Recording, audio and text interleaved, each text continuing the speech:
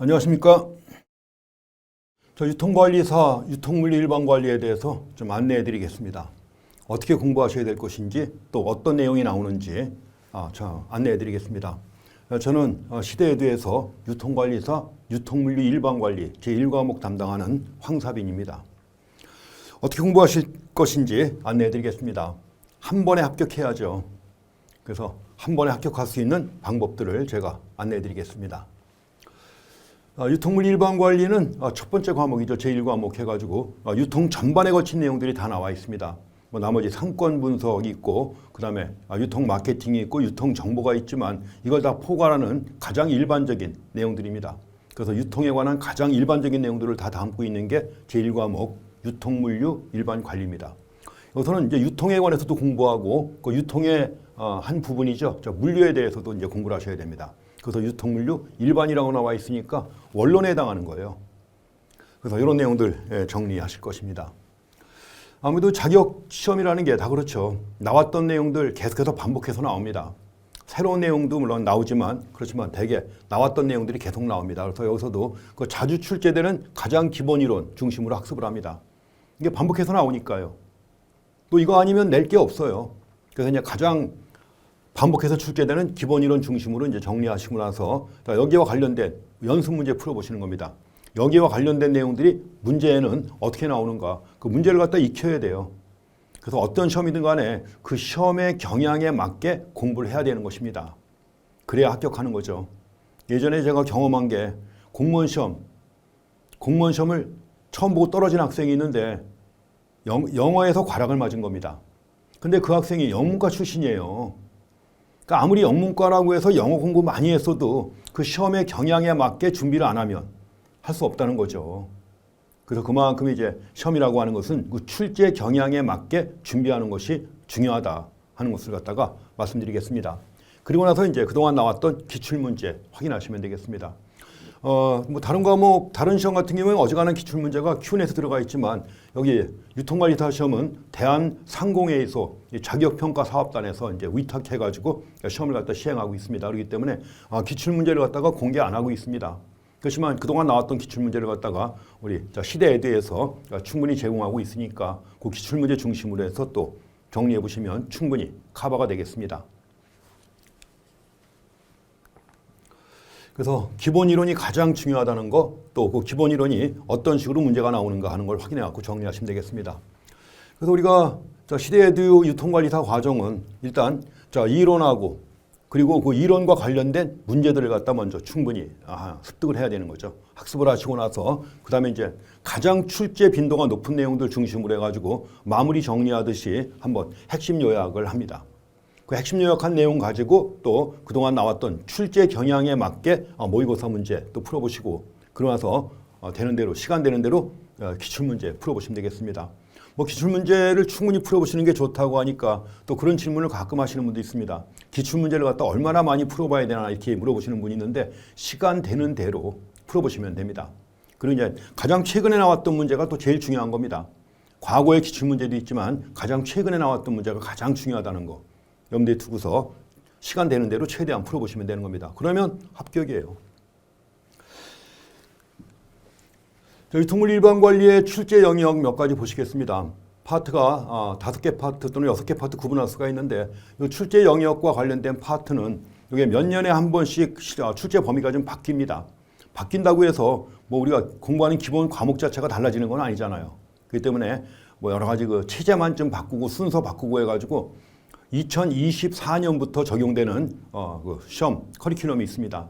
물론 거기에는 특히 유통 정보라든가 유통 마케팅 같은 경우에는 그 새로운 분야도 많이 들어갔어요. 최근에 한참 새로 나오는 내용들이 있죠. 그런데 마케팅 같은 경우에는 디지털 마케팅 이런 것들 새로 나오는 영역이죠. 그런 것들. 그다음에 유통 정보 관련해 가지고도 최근에 4차 산업혁명이 강조가 되면서 4차 산업혁명 관련된 내용들 많이 나오고 있죠. 그래서 블록체인이라든가 아니면 인공지능이라든가 사물 인터넷이라든가 클라우드 컴퓨팅 하다못해 드론에 관련된 내용들 이런 내용들이 계속 출제가 되고 있습니다. 그래서 이제 그동안에는 원래 시험 범위에 없던 건데 또 없다고도 얘기할 수 없는 겁니다. 왜냐하면 관련이 있는 거니까. 그래서 이제 그런 내용들 나오고 해가지고 2024년부터 적용되는 커리큘럼에는 그런 내용들을 갖다가 다 명시적으로 집어넣어놨습니다. 그렇지만 그런 내용들을 갖다가 다 낼 수는 없는 거죠. 문제의 수가 정해져 있기 때문에 그런 거죠. 그래서 어쨌든 간에 그런 것이 나올 수도 있다는 거 감안해서 보시는데 그래도 그동안 자주 나오는 가장 기본적인 내용들 이게 제일 중요한 겁니다. 이것만 다 커버하고 맞으면 어쩌다가 새로운 문제 나온 거 틀려도 합격에는 아무런 지장이 없습니다. 그래서 먼저 첫 번째가 유통에 이해해가지고 유통에 관한 가장 기본적인 내용들입니다. 유통산업의 이해, 또 유통산업의 환경과 관련해서 보시고 그 다음에 유통경제 그리고 유통경로 및 구조 이런 것들이 이제 가장 초보적인 내용이면서도 시험에는 늘 나옵니다. 다음에 이제 두 번째가 유통경영전략인데 이 유통경영전략과 유통경영관리가 나오는데 이 둘 합치면 경영학 한 과목이에요. 그러니까 경영학 통째로 한 과목이 여기 다 들어가는 겁니다. 그래서 이제 뭐가 나올지도 모르는 거죠. 이렇게 범위는 있지만 전체가 다 경영학을 커버하는 것이기 때문에 다 나올 수 있다는 것이죠. 그래서 먼저 유통경영전략에서는 유통경영환경 분석, 또 유통경영전략의 수립과 실행과 관련된 내용들, 유통경영전략의 평가 및 통제인데 그냥 일반적으로 얘기하는 경영전략입니다. 그래서 이제 하버드 대학의 마이클 포터가 많이 언급이 돼요. 그래서 여기서 학자 이름 중에서 제일 많이 언급되는 게 하버드 대학의 마이클 포터입니다. 그래서 이제 포터가 얘기하는 가치사슬과 관련해가지고 또 공급사슬 개념이 나오는 거예요. 이런 것들도 있고 또 마이클 포터의 본원적 경쟁 전략도 자주 나오고 또 마이클 포터가 제시하는 5 포스 모델이 있는데 이런 것들 자주 나옵니다. 그래서 경영 전략 관련된 내용들 해가지고 이제 그런 거 중심으로 해서 정리해 보시면 늘 그 내용이 반복해서 나옵니다. 그래서 그런 내용들 정리하셔야 되고 자, 유통 경영 관리인데 여기에는 경영학 한 과목이 통째로 들어가는 거예요. 우리가 보통 경영학 공부하다 보면 제일 먼저 이 경영학 원론 교과서 통째로 한 과목이 다 들어가는 겁니다. 그래서 경영학 원론 교과서 보게 되면 앞부분에 경영학이 뭐냐 또 경영학이 어떻게 전개되어 왔느냐 해가지고 경영학의 발전 과정이 나옵니다. 과학적 관리론에서 그 다음에 인간관계론, 그 다음에 행동과학의 바탕을 둔 모티베이션 이론, 또 리더십 이론 이런 것들 다 여기 들어가요. 이런 것들 나오고 그래서 이제 그 다음에 나오는 게 경영 과정 해가지고 자 계획, 조직화, 지휘, 통제 거기 관련된 내용들이 나오고 나서 경영 기능이라고 해가지고 생산 관리, 마케팅 관리 그리고 또 인적 자원 관리 그리고 여러 가지 재무 관리, 회계 관리 이런 것들이 경영학에 다 포함되는 경영 기능과 관련된 내용인데 그게 다 들어가는 겁니다. 여기에. 물론 이제 유통 마케팅이 따로 있기 때문에 마케팅 관리는 안 나와요. 여기서 거의 안 나오고 또 유통 정보가 있기 때문에 정보 관련된 것도 거의 안 나오고 나머지 내용들이 여기서 다 커버하는 내용들입니다. 하다못해 인적 자원 관리, 재무 관리 이런 것들 많이 나옵니다. 그래서 어쨌든 간에 여기에는 경영학 한 과목이 통째로 들어간다는 거 감안해 가지고 보시면 되겠고요. 그러니까 범위가 엄청 넓은 겁니다. 이게 이 둘 합치면. 다음에 세 번째는 물류경영관리가 나오는데 여기서는 글자 그대로 물류학 한 과목이 통째로 다 들어가는 거예요. 그래서 물류와 관련된 어떤 내용도 다 시험에 나올 수 있는 겁니다. 그래가지고 이제 주로 도소매 물류의 이해라고 해서 물류에 관한 가장 기본적인 내용들 또 여기서도 또 수요 예측이 나옵니다. 수요 예측과 관련된 내용도 나오고 또 재고 관리 중요하죠. 또 물류비 절감. 원래 물류학에서 물류관리라고 하는데 물류관리의 가장 중요한 목표가 두 가지가 있습니다. 하나는 물류비 절감하고 고객 서비스 개선이라는 거예요. 자, 물류비 절감 그리고 고객 서비스 개선해가지고 그러면 물류비를 절감한다고 할 때 물류비에는 뭐가 있는가 이런 것들도 공부하셔야 됩니다. 그리고 이제 고객 서비스의 개선과 관련해가지고 최근에 물류를 갖다 과거에는 회사 내에서 자체 조직을 만들어가지고 물류 활동을 했습니다. 근데 지금은 어때요? 다 물류 전문업체에다 맡겨요. 물류 전문업체에 맡기는 게 오히려 더 비용도 절감하고 고객 서비스도 개선되고 효과가 크다는 것이죠. 그래서 이제 제3자 물류라고 해서 언급되어 있습니다. 이런 내용들. 그 다음에 가장 중요한 게 공급사슬 관리라고 하는 겁니다. 자, 최근에 물류에서 가장 중요한 화두가 글로벌 공급사슬이에요. 자, 글로벌 공급사슬 해가지고 예컨대 필요한 부품이나 자재 이런 것들을 갖다가 다 뭐예요? 외국에서 조달하는 거예요. 외국 전문업체로부터. 반도체를 만들어야 되는데 반도체 장비가 없어요. 그럼 당연히 반도체 장비만 주로 생산하는 업체로부터 장비를 사다가 그 다음에 또 만드는 여러 가지 반도체 생산에 들어가는 원자재 같은 것들은 또 수입해다가 이거 다 국내에서 반도체 만들어가지고 파는데 다 전 세계가 연계가 되어 있는 겁니다. 이거 우리가 글로벌 공급망이라고 하는 거예요. 그러면 이 글로벌 공급망을 어떻게 관리할 것인가 해가지고 여러 가지 전략이 나오는데 이런 것들 여기 다 들어가는 겁니다. 그래서 요 네 번째 파트에는 자, 물리학 전체 한 과목이 통째로 들어간다고 생각하시면 됩니다. 그러니까 물리학에 포함되는 뭐가 나올 수도 있다는 거죠. 그래서 그만큼 범위가 넓은 그런 개념이지만 물론 시험에서는 가장 일반적인 내용들 중심으로 나오고 있습니다. 마지막으로 나오는 게 유통기업의 윤리와 법규 해가지고 여러 가지 기업 윤리와 관련된 내용들이 나오는데 어떻게 보면 약간 뜬구름 잡는 그런 내용입니다. 우리가 세상 살면서 우리도 윤리적으로 살려고 하잖아요. 그럼 윤리적인 게 뭔지 알잖아요. 그것만 알면 어지간히 커버가 됩니다 또. 그래서 여러 가지 뭐 기업 윤리의 원칙, 윤리 경영 나오는데 윤리적이고 아닌 거 구분할 수 있어요. 그래서 이제 그런 것들 나오고 중요한 게 이제 유통 관련 법규가 나옵니다. 이 법규는 사실 뭐가 나올지 몰라요. 유통 관련 법이 되게 많습니다. 근데 이제 2024년부터 적용되는 커리큘럼에서는 그동안 열 몇 가지 법규가 있었는데 그 중에서 몇 가지를 아예 빼버리고 나머지 중요한 것만 집어넣습니다. 그러니까 법규에 공부할 범위가 줄어들었다는 거죠. 그렇지만 원래 법 하나하나만 봐도 내용이 방대합니다. 그렇기 때문에 어떤 내용이 어떻게 나올지 모르는 게 바로 이겁니다. 그래도 비교적 유통과 관련해서 가장 기본되는 법이 유통산업발전법이에요.